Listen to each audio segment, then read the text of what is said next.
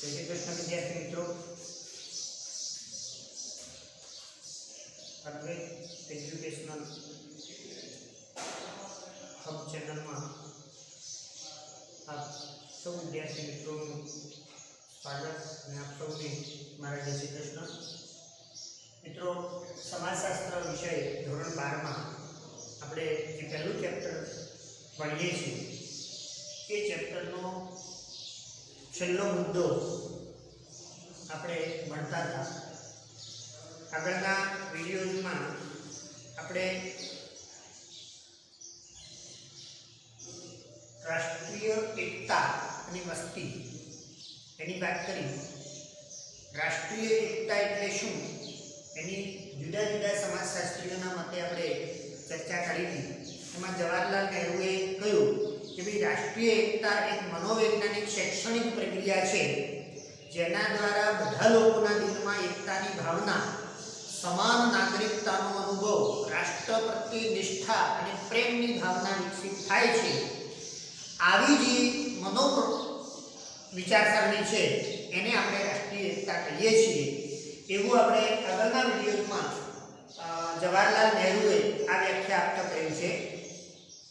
एना पछीनी व्याख्या जीएस घुरिये साहेबे आपी थी कि भाई राष्ट्रीय एकता ने मनोवैज्ञानिक शैक्षणिक प्रक्रियाना रूपमां समजावता एमणे कह्युं कि राष्ट्रना लोकोमां एकता, दृढ़ता, संबंधतानी भावना शामिल छे। कई कई बाबतो लोकोमां एकता, दृढ़ता अने संबंधतानी भावना ए लोकोमां शामिल छे।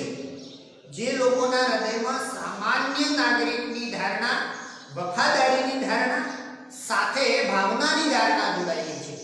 एक सामान्य नागरिक होय ए राष्ट्रीय एकतामां माने छे। भारत दाखला तरीके भारत मारो देश छे एम सौ पोताना राष्ट्र प्रत्ये वफादारीनी भावना अने एक साथे नागरिक समान जे हृदयो छे अथवा समान नागरिको बधा ज देशना कोणे कोणेना व्यक्तिओ एक भारतीय नागरिक तरीकेनी ओळख धरावे छे। एमनी वच्चे एमना विचारोमां समानतानी भावना, बंधुतानी भावना, दृढ़तानी भावना, भारतीय राष्ट्रवादी भावना आ लोकोमां रहेली छे अने ए भावना साथे जोडायेली व्यक्तिओ एटले एकता तरीके जीएस घुरिये बतावे छे। एना पछीनी व्याख्या आपणे जोई हती विनोबा भावेनी। तो एमणे भावात्मक एकता, भाईचारो, राष्ट्रप्रेमनी दृढ़ भावनाओं आ बधा जे भावनाओं छे ए दरेक देशना अने एक देशना बधा ज निवासीओ व्यक्तिगत, प्रादेशिक, धार्मिक, भाषाकीय विभिन्नताओ होवा छतां ए राष्ट्रहितमां ए वस्तु छे ए गणे छे एवी भावना लोकोमां होय एने आपणे राष्ट्रीय एकता कहीए छीए। आवी वात આગળના વિડિયોમાં કરી હતી। હવે આવી ભાવના, આવો મનોવૈજ્ઞાનિક વિચારસરણી જગાવવા માટે અને દૃઢ બનાવવા માટે રાષ્ટ્રીય એકતાના કેટલાક સહાયક પરિબળો છે એ પરિબળોની ચર્ચા આપણે આજના વિડિયોમાં કરવાની છે મિત્રો। તો આજના વિડિયોમાં આવા સહાયક પરિબળો છે એ કયા કયા છે? તો પહેલા હું કહી દઉં કે ભૌગોલિક પરિબળ, ભારતનું બંધારણ, नागरिकनी फरजो, कायदाओ, लोकशाही प्रणाली, राष्ट्रीय पर्वो अने सम्मान, रमत-गमत प्रवृत्तिओ, समूह संचारना माध्यमों, वाहन व्यवहारना साधनों, परस्परावलंबन अने संयोगीकरण छे आ राष्ट्रीय एकता जगाववाना अति महत्वना परिबळो तरीके ओळखाय छे। हवे एमांथी वात करीए आपणे पहेली वात भौगोलिक परिबळ। मित्रों, भारत भूराष्ट्रीय एकताનું દર્શન અને સમાન ભારતના ઋષિ મુનિઓ અને રાજ્યકર્તાઓ જે છે એ સંસ્કૃત સાહિત્ય, ઋગ્વેદ હોય, ભારતની ભૌગોલિક રાજકીય એકતા હોય, આ સમાનતા હોય, આ સભાનતા હોય એ ભારતના નાગરિકોમાં વ્યક્ત થતી હોય છે। ભારતવર્ષ ચક્રવર્તી, એકાધિપતિ જેવા ભૌગોલિક દર્શનો કરાવે છે। ભારતના મંદિરો, પવિત્ર નદીઓ, પહાડો आ बधी परिस्थिति भारत में जोवा मळे छे। आ जे दर्शनो, स्नान महिमा ए भारत में रहेलो छे। नदीओना पाणीथी स्नान करवानो महिमा पण भारतनी संस्कृति में जोडायेलो छे। यात्राधामोनो विकास पण भारत में थयो छे। धर्मस्थळोनी यात्रानी संस्कृति ભૌગોલિક રાજકીય દ્રઢીભૂત થાય છે. આવા જુદા જુદા પ્રદેશોમાં જુદા જુદા જે ધાર્મિક સ્થાનો છે એ સ્થાનો ઉપર ભૌગોલિક પરિસ્થિતિઓ છે, ભૂદ્રશ્યો છે, એને જોવા માટે લોકો એક પ્રદેશમાંથી બીજા પ્રદેશમાં જાય તો ત્યાં એમની એકતામાં મજબૂતીકરણ થાય છે અને એકતામાં માનતા લોકો થાય છે. લોકો માતૃભૂમિ પ્રત્યે દેશભક્તિ અભિવ્યક્ત કરે છે. ત્યાં જઈ અને ભારતની ભૂમિ છે અથવા જે વિસ્તાર છે, જે પહાડ છે કે નદી છે કે આ બધી છે એ અમારું છે એવું એ લોકો માનતા થાય છે. ભારતની દરેક સીમાઓ, ઉત્તરમાં કાશ્મીર, હિમાલયથી લઈને દક્ષિણમાં કન્યાકુમારી, પૂર્વમાં અસમ, મણિપુરથી લઈને ગુજરાત સુધી પશ્ચિમમાં આ સમગ્ર પ્રદેશ છે એ ભારતની ભૂમિનો મહત્વનો પ્રદેશ છે. સમગ્ર ભારત 32,87,263 લાખ ચોરસ કિલોમીટરના વિસ્તારમાં ફેલાયેલો છે. એમાં મેદાની પ્રદેશો, પહાડો, નદીઓ અને ભૂભાગનો કુલ જે સમન્વય છે એ આપણને જોવા મળે છે. આ પ્રદેશમાં એટલે કે ભારતમાં 121 કરોડની વસ્તી ધરાવતો એક મોટો સમૂહ છે. આ બધી જ પરિસ્થિતિ છે, મેદાની વિસ્તાર હોય કે પહાડી પ્રદેશો હોય કે નદીઓ હોય, આ એક આગવી ઓળખ, ભારતની આગવી ઓળખ તરીકે ઓળખાય છે મિત્રો. અને આવી મહત્વની ભૂમિ હોય ત્યારે એની અંદર કોઈ પ્રકૃતિ દત્ત કે પછી માનવ જાતની લીધે કોઈ પરિસ્થિતિ ઊભી થાય ત્યારે સમગ્ર ભારતના લોકો એક થઈને રહી અને એનો સામનો કરવાની પરિસ્થિતિ ઊભી કરતા હોય છે. જેમાં વાવાઝોડું હોય, ધરતીકંપ હોય, એ બધામાં જ્યારે એ પરિસ્થિતિને અથવા આ કપરી પરિસ્થિતિ સમયને પહોંચી વળવા માટે લોકો એક થઈને રહે છે. આ એક ભારતની આગવી ઓળખ છે. એના પછીનું મહત્વનું પરિબળ છે ભારતનું બંધારણ. ભારતના બંધારણમાં પણ કાયદાકીય બાબતો હોય કે ફરજો હોય, અધિકારો હોય, એ બધાની અંદર ભારતના નાગરિકને, સામાન્ય નાગરિકથી લઈને મોટા જે વ્યક્તિઓ છે ત્યાં સુધીનો, એક પ્રદેશથી લઈને બીજા પ્રદેશનું ચારે ખૂણાને ધ્યાનમાં રાખી અને ભારતના દરેક જ્ઞાતિને ધ્યાનમાં રાખી અને ભારતનું બંધારણ ઘડવામાં આવ્યું છે. આ ભારતના બંધારણમાં નાગરિકને જે વ્યક્તિ ગૌરવ અને રાષ્ટ્રીય એકતા અને અખંડિતતાની ભાવના છે એ આપણા ભારતના બંધારણમાં વ્યક્તિગત રીતે અને દરેક વ્યક્તિને સમાન અધિકારો આપીને આ ભારતનું બંધારણ છે એ પણ એકતા જગાવવામાં, એકતાને મજબૂત કરવા માટે આ ભારતની ભૂમિમાં આ બંધારણ પણ મહત્વની ભૂમિકા ભજવે છે. દરેક પ્રદેશમાં ધર્મના જુદા જુદા લોકો, જુદી જુદી જ્ઞાતિના લોકો, જુદી જુદી ભાષાના લોકો, જુદા જુદા પ્રાંતના લોકો, આ બધા જ જે હળીમળી રહે છે તેનું મુખ્ય કારણ છે ભારતનું બંધારણ. બંધારણમાં એવી કોઈ જોગવાઈ નથી કે બધા લોકો હળીમળી ન રહે. આ બધાને હળીમળી રહેવા માટેની વાત ભારતના બંધારણમાં કરવામાં આવી છે. એટલે ભારતનું બંધારણ પણ એ રાષ્ટ્રીય એકતા જગાવવામાં મહત્વની ભૂમિકા ભજવે છે. એના પછી છે નાગરિકની ફરજ. મિત્રો, ભારતમાં જન્મેલ વ્યક્તિ એ ભારતને વફાદાર છે.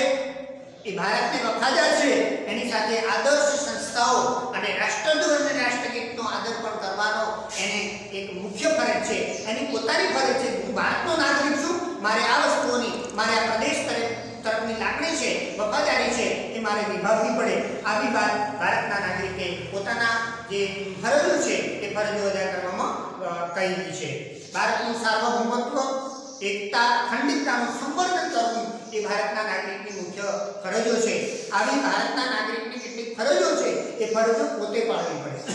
એ બીજાને નહીં, કાયદોની ફરજ છે અને ફરજ મુજબ પોતાની સામાન્ય નાગરિક તરીકેની ફરજ છે કે મારે આવી રીતે વર્તન કરવું જોઈએ જેમાં મારા દેશનું હિત છે, મારા રાષ્ટ્રનું હિત છે. આવી વાત ભારતના નાગરિકના ફરજોમાં કરવામાં આવી છે. બંધુત્વની વાત હોય, સુમેળથી લોકોને રહેવું હોય, સ્ત્રીઓ અને પુરુષો વચ્ચે સન્માનિત કરવાની વાત હોય, વ્યવહારોને વ્યવસ્થિત રાખવાની વાત હોય, આ બધી જ બાબતો છે એ ભારતના નાગરિકમાં આપણને કેળવેલે છે. એ ભારતના નાગરિકની મુખ્ય ફરજો છે અને આ ફરજોને લઈને આપણે ભારતના નાગરિક તરીકે, એક ભારતમાં જન્મેલ વ્યક્તિ તરીકે આપણે રહેવું જોઈએ. આવી વાત ભારતના નાગરિકે પોતાની બંધારણ અને પોતાની ફરજો છે એ ફરજો મુજબ કામ કરવું જોઈએ. એના પછીનું પરિબળ છે કાયદાઓ. તો મિત્રો, ભારતના બંધારણમાં ફોજદારી કાયદાઓ, જ્ઞાતિ, કોમ, વર્ગ સંઘર્ષ પ્રોત્સાહન, અટકાયત કાયદા, રાષ્ટ્રીય એકતા માટે વિઘાતક આક્ષેપો, રાજદ્રોહ અટકાવવા, અસ્પૃશ્યતા નિવારણ, ચૂંટણી આચારસંહિતા, કાયદાનું પાલન, આ બધી બધી જ બાબત છે એનું ઉલ્લંઘન કરવાની વાત આવતી હોય ત્યારે એકતાને જાળવવામાં અતિ મહત્વની ભૂમિકા ભારતના નાગરિકોને મળેલી છે. કાયદાકીય જોગવાઈ મુજબ એ રાષ્ટ્રીય એકતા જગાવવામાં કાયદો પણ એક મહત્વની ભૂમિકા ભજવે છે. એ ભારતના નાગરિકને એક રાખવામાં, ભારતને અખંડિત રાખવા માટેનું કામ કાયદાકીય જોગવાઈ મુજબ પણ કરવામાં આવેલું છે. એના પછીનો મુદ્દો છે, પરિબળ છે મહત્વનું, જેનું નામ છે લોકશાહી પ્રણાલી. ભારત દેશ લોકશાહી પ્રણાલી ધરાવતો એક પ્રદેશ છે. લોકશાહી પ્રણાલીમાં સંસદ, વિધાનસભા જેવા ગૃહોની ચૂંટણી, સ્થાનિક સ્વરાજ્યની ચૂંટણી હોય, નગર નિગમોની ચૂંટણીઓ હોય, એમ ચૂંટણીઓમાં કેવા વ્યક્તિઓને અધિકાર આપેલો છે તો 18 વર્ષથી ઉપરના જે વર્ષની વયના વ્યક્તિઓ છે એને મત અધિકાર આપવામાં આવ્યો છે. એ અધિકાર મુજબ પોતે દરેક પ્રદેશનો વ્યક્તિ, ગમે તે ધર્મનો વ્યક્તિ હોય, ગમે તે કોમનો વ્યક્તિ હોય, ગમે તે પ્રદેશનો વ્યક્તિ હોય, એ નાની કોમ હોય, મોટી કોમ હોય, એ દરેકને પોતે 18 વર્ષની ઉંમર હોય ત્યારે એને નાગરિક જે શું કહેવાય મત અધિકાર છે, મતાધિકાર છે, પુખ્ત હોય મતાધિકાર છે એ આપવાનો એને અધિકાર મળતો હોય છે. એ લોકશાહી પ્રણાલીમાં આ સત્ય વસ્તુ છે. લોકશાહી પ્રણાલી એ લોકોની સરકાર છે, લોકો વડે ચાલતી સરકાર છે એવી વાત આપણા બંધારણમાં પણ કરવામાં આવી છે. અને દરેક વ્યક્તિ એ પોતે એક મહત્વના સમાન નાગરિકત્વનો અનુભવ કરી શકે, સાથે સાથે કોઈ પણ ચૂંટણી માટે પોતાની ઉમેદવારી નોંધાવવાનો પણ અધિકાર ધરાવે છે. એટલે કે કોઈ પણ રાષ્ટ્રીય પક્ષ કે અપક્ષ દ્વારા કોઈ પણ ક્ષેત્રનું નેતૃત્વ પણ કરી શકે છે. સામાન્ય નાગરિક પણ લોકશાહીમાં પોતે રાજકારણમાં અને પોતે ચૂંટણી લડવાનો અધિકાર ધરાવે છે. મતદાતાઓને આકર્ષવાનો પ્રયત્ન પણ લોકશાહી પ્રણાલીમાં કરવામાં આવ્યો છે. આ પણ મતદાતાઓ સામે જતા લોકો છે એ એકતા રાખીને, એક કમ્યુનિટી રાખીને રાષ્ટ્રીય પક્ષોની વિચારધારણા છે એ સાંભળીને આપણે સૌ એક થઈને ભારતના ઉદ્ધાર માટે, ભારતના વિકાસ માટે આપણે આવી લોકશાહી પ્રણાલીમાં સરકાર ચૂંટી કાઢીએ છીએ. આ પણ એક મહત્વનું પરિબળ ભારતના રાષ્ટ્રીય એકતા જાળવવામાં મહત્વની ભૂમિકા ભજવે છે. એના પછીનો મુદ્દો છે મિત્રો રાષ્ટ્રીય પર્વો અને સન્માન. આ પણ એક મહત્વની ભૂમિકા રાષ્ટ્રીય એકતા જગાવવામાં ભજવતું હોય છે. મિત્રો ભારતમાં અનેક તહેવારો આવે છે, વિવિધ તહેવારો એ ભારતની ભૂમિ પર ઉજવાતા હોય છે. એ દિવાળી હોય, એ હોળી હોય કે અન્ય સ્વતંત્ર દિન હોય, રાષ્ટ્રીય પર્વની ઉજવણી હોય, એ જે આપણા ભારતમાં એ રાષ્ટ્રીય પર્વો છે એ રાષ્ટ્રીય એકતા જગાવવામાં અતિ મહત્વની ભૂમિકા ભજવે છે. પ્રજાસત્તાક દિન, સ્વતંત્ર દિન અને રાષ્ટ્રીય પર્વની ઉજવણી નિમિત્તે પ્રસ્તુત સાંસ્કૃતિક કાર્યક્રમો એ ભારતના વિવિધ સેના પરેડમાં અદ્ભુત રાષ્ટ્રીય એકતાના દર્શન આપણને થાય છે. મિત્રો જ્યારે આવી રાષ્ટ્રીય એકતાની વાત કરતા હોઈએ ત્યારે રાષ્ટ્રીય પર્વોની જ્યારે ઉજવણી થાય ત્યારે જે પરેડ નીકળે છે એ પરેડમાં પણ આપણને રાષ્ટ્રીય એકતાના દર્શન કરાવતી એક મહત્વની ઝલકો આપણને જોવા મળે છે. આ એક ભારતની એકતા જાળવવામાં મહત્વની ભૂમિકા રાષ્ટ્રીય પર્વો પણ ભજવે છે. ફિલ્મ ઉદ્યોગ હોય, રાષ્ટ્રીય ફિલ્મ હોય કે સમારોહ હોય, રાષ્ટ્રીય સ્મારકો હોય, ઉદ્યાનોમાં રાષ્ટ્રીય એકતાના પ્રતિબંધ આપણને થતા હોય છે. દરેક ફિલ્મ દર્શનો પણ જે આપણને જોવા મળે છે, ફિલ્મ ઉદ્યોગ છે એ ઉદ્યોગમાં, ફિલ્મ ઉદ્યોગમાં પણ કે પછી સમારોહ હોય, સ્મારક હોય એ આપણને રાષ્ટ્રીય એકતાનું મહત્વનું મજબૂત ઉદાહરણ તરીકે એકતા જાળવવામાં મહત્વની ભૂમિકા ભજવે છે. જેમ કે આપણે સરદાર સરોવર જે છે એના ઉપર સરદાર પટેલની જે સ્ટેચ્યુ ઓફ યુનિટી છે એ એકતાના દર્શન કરાવતી મહત્વનું ઉદાહરણ ગણી શકાય. કારણ કે એમણે એ વખતે પોતાના શાસન દરમિયાન 562 જેટલા રજવાડાઓને એક કરી અને એક મહત્વની ભૂમિકા, ભારતને અખંડિત રાખવાની ભૂમિકા એમણે ભજવી હતી. અને આજે એ મૂર્તિ છે એ આપણને એકતાના દર્શન કરાવે છે. મિત્રો સરદાર પટેલની મૂર્તિ ક્યાં મૂકી એને યુનિટી નામ આપવામાં આવ્યું, એનો મતલબ એ કે એકતા માટેની મહત્વની ભૂમિકા એમણે પણ ભજવી હતી. આ ઉપરાંત શાળા કોલેજમાં ચાલતી સ્કાઉટ ગાઈડ, રાષ્ટ્રીય સેવા NSS, national cadet core NCC જેવી પ્રવૃત્તિઓ, વિવિધ શિબિરો રાષ્ટ્રપ્રેમ, રાષ્ટ્રીય એકતાના સંદેશા આપે છે.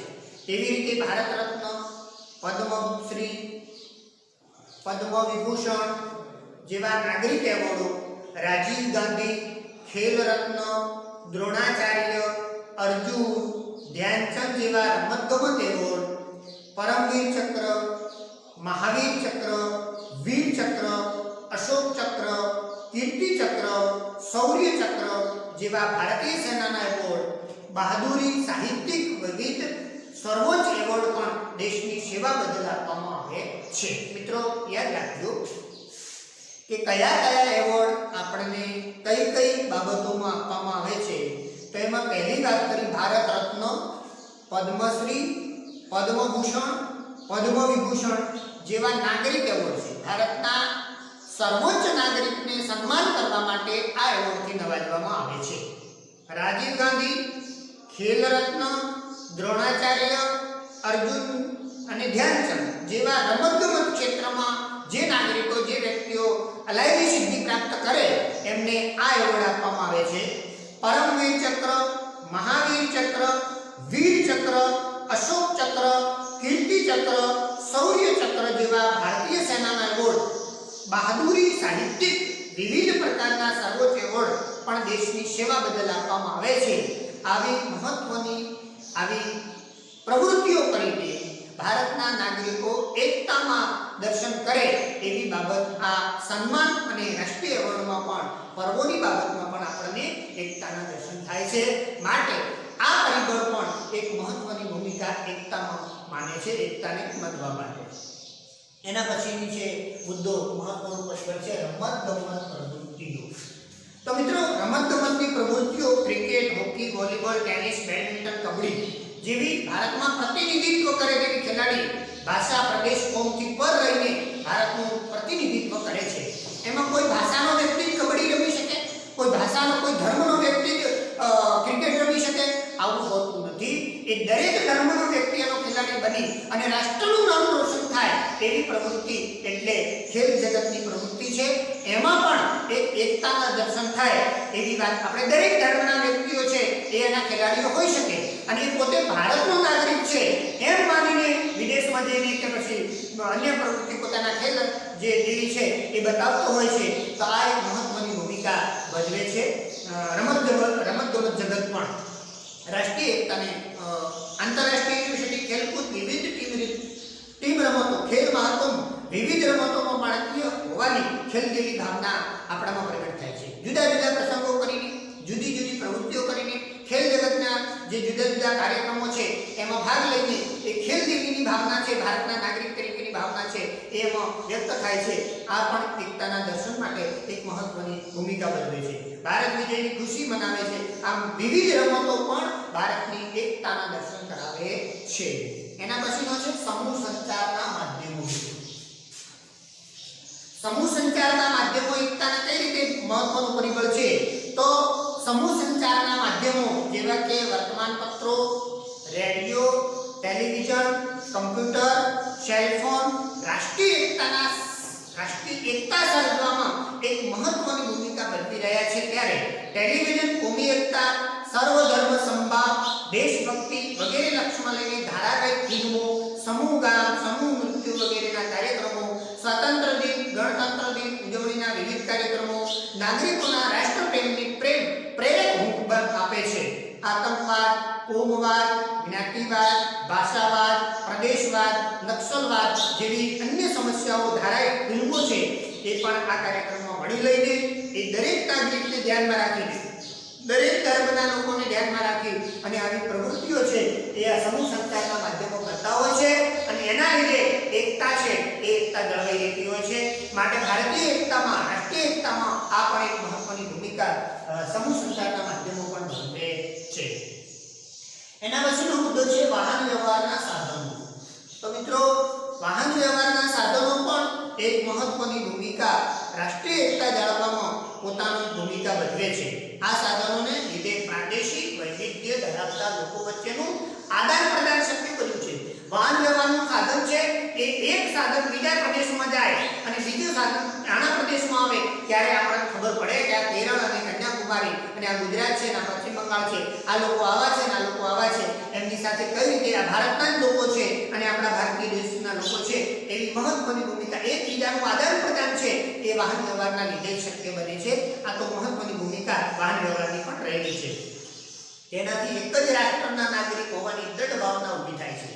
વિશ્વનું સૌથી મોટું રેલવે નેટવર્ક, યાદ રાખજો મિત્રો, એક મહત્વનો ટોપિક છે, મુદ્દો છે કે વિશ્વનું સૌથી મોટું રેલવે નેટવર્ક એ ભારતનું છે। સૌથી મોટું રેલવે નેટવર્ક એ ભારતીય રેલ ધરાવે છે અને એનું પ્રમાણ છે 1,15,000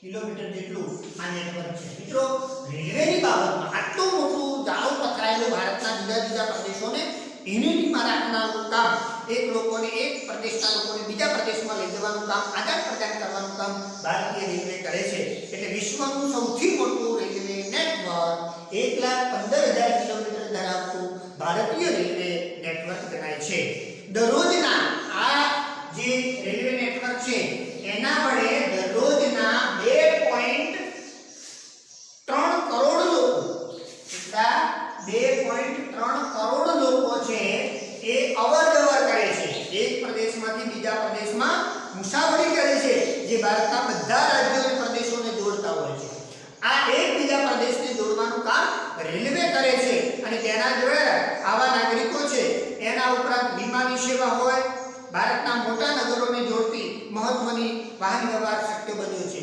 ઝડપી વાહન વ્યવહાર કરવા માટે વિમાનની સેવા છે વર્તમાન સમયમાં નોકરી ધંધા અને રોજગાર શિક્ષણ પ્રવાસ પર્યટન માટે દેશના નાગરિક વ્યવહારના સાધનો વાહન વ્યવહારના સાધનો દ્વારા એકબીજાની નિકટ લાવવાનું કામ કર્યું છે પરોક્ષ એકતા પ્રત્યક્ષ કે પરોક્ષ એકતાને જાળવવા માટે રાષ્ટ્રીય એકતાને જાળવવા માટે આ પણ એક મહત્વનું પરિબળ ગણાય છે એના પછીનું છે પરસ્પરાવલંબન અને સહયોગીકરણ મિત્રો એકબીજાની પરસ્પરાવલંબન એકબીજાના ઉપર આધાર રાખવો એ ભારતના નાગરિકના એક મહત્વની ભૂમિકા છે ખેડૂતની બાબતમાં હોય ડોક્ટરની બાબતમાં હોય એકબીજા ઉપર પરસ્પરાવલંબન આધુનિક ખેતી ઉદ્યોગ વ્યવસાયો આર્થિક પ્રવૃત્તિઓ યંત્ર વિજ્ઞાનનો ઉપયોગ જ્ઞાતિગત પરંપરા વ્યવસાય પૂરતા આંતરિક પરસ્પરાવલંબન ગામ શહેર કે અન્ય પ્રદેશ સુધી વધી રહ્યું છે એક પોતાના પૂરતું નથી આખા પ્રદેશમાં એની વ્યવસ્થા થાય એ રીતનું કામ આપણે ત્યાં લોકો એકબીજાને હળીમળીને કામ કરતા હોય છે સામાજિક સાંસ્કૃતિક શૈક્ષણિક જેવા અનેક પરિબળોના કારણે પોતાના ગામમાં સહયોગીકરણને બદલે સમગ્ર રાષ્ટ્ર શહેરમાં આવી મહત્વની ભૂમિકા આ લોકો પણ ભજવતા હોય છે એ જ્ઞાતિવાદ અસ્પૃશ્યતા કોમવાદ બંનેને તોડવા લાગ્યા છે હવે જ્ઞાતિવાદ કે ધર્મવાદ કે પછી કોમવાદ એ ભારતમાં નથી રહ્યો કારણ કે એકબીજા સાથે બંધુત્વની ભાવના છે એકબીજા સાથે હળીમળી લેવાની વાત છે એ ભારતના નાગરિકોમાં જાગી છે એનું મુખ્ય કારણ છે આ રાષ્ટ્રીય એકતાના સહાયક પરિબળોમાં એ પરસ્પરાવલંબન અને સંબંધિતતા એકબીજા સાથેના સંબંધ આપણે કેળવતા શીખ્યા છે આ હિન્દુ છે આ મુસલમાન છે આ ફલાણી જ્ઞાતિનો છે આ બીજી જ્ઞાતિનો છે આવું કોઈ પણ જાતિનું વ્યવસ્થા પણ છે એ ભારતમાં જોવા મળતું બધા ભારતીયો છે એમ કહીને આ બધા લોકો હળીમળી રહે છે એટલા માટે મિત્રો રાષ્ટ્રીય એકતાના સહાયક પરિબળોમાં માહિતી કહી દઉં ભૌગોલિક પરિબળ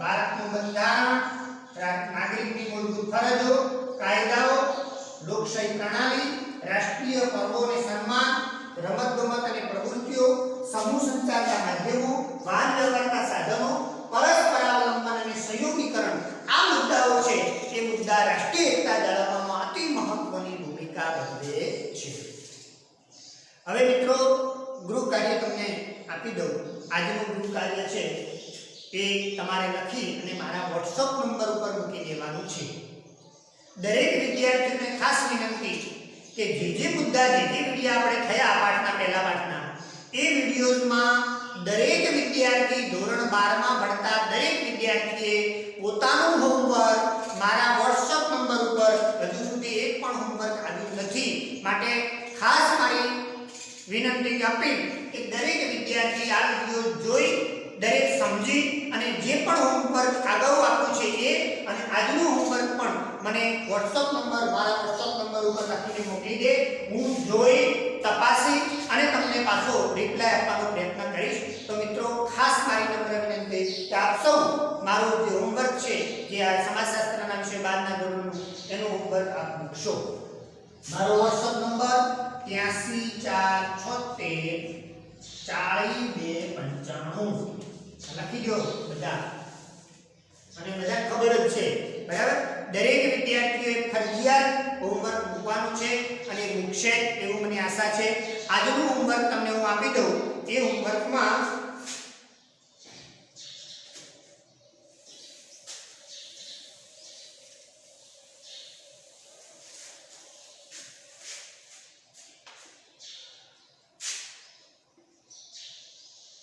પ્રશ્ન 1 રાષ્ટ્રીય એકતાના સહાયક પરિબળો જણાવી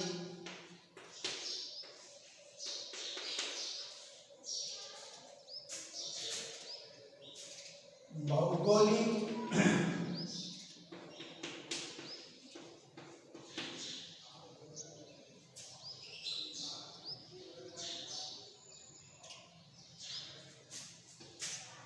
બંધારણ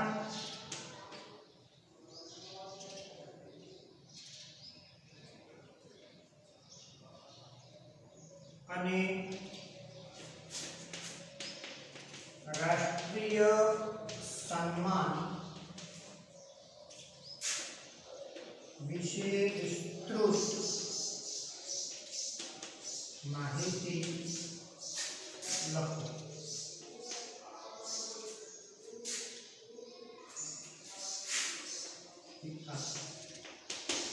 આજનું હોમવર્ક મિત્રો આ એક પ્રશ્ન છે. તમારે દરેક જે પરિબળ છે આપણે જે આગળ કયા એ પરિબળ પહેલા લિસ્ટ લખી દેવાનું અને એમાંથી ભૌગોલિક પરિબળ, બંધારણ અને રાષ્ટ્રીય સન્માન વિશેની જે પરિબળો છે 3 પરિબળો એને વિસ્તૃત રીતે સમજાવવાની નોટ્સમાં લખી તૈયાર કરી અને મને મોકલી દેજો. જય શ્રી કૃષ્ણ. જય